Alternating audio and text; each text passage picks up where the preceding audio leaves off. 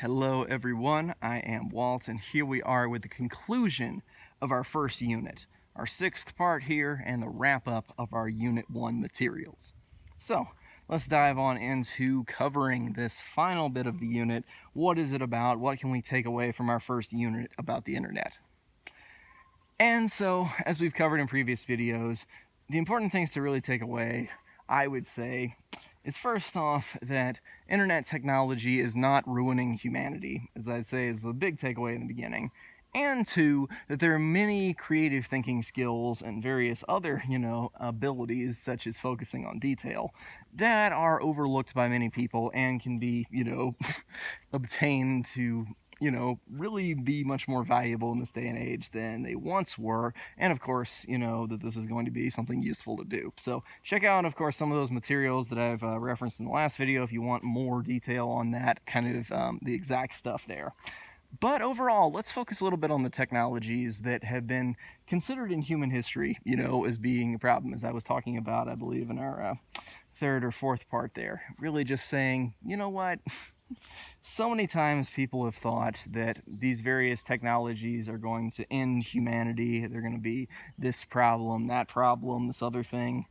People have been so sure that so many of these technologies will be the end of humanity. The novel, the written word, chess, etc. There are so many things people have considered to be things that would ruin humanity, yet you'll see humanity is doing just fine.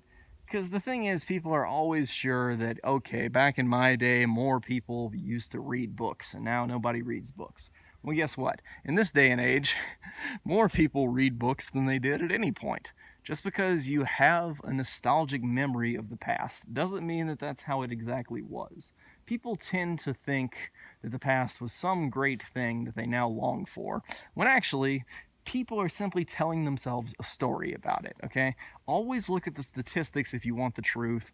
Always look at the story if you want to see it from a different perspective, okay? Stories can warp details, change events, and our memory simply functions as a story. Simply, this is how it works when we're recalling memories. Memories can even be altered as we recall them more. We tell the story a little bit differently every time.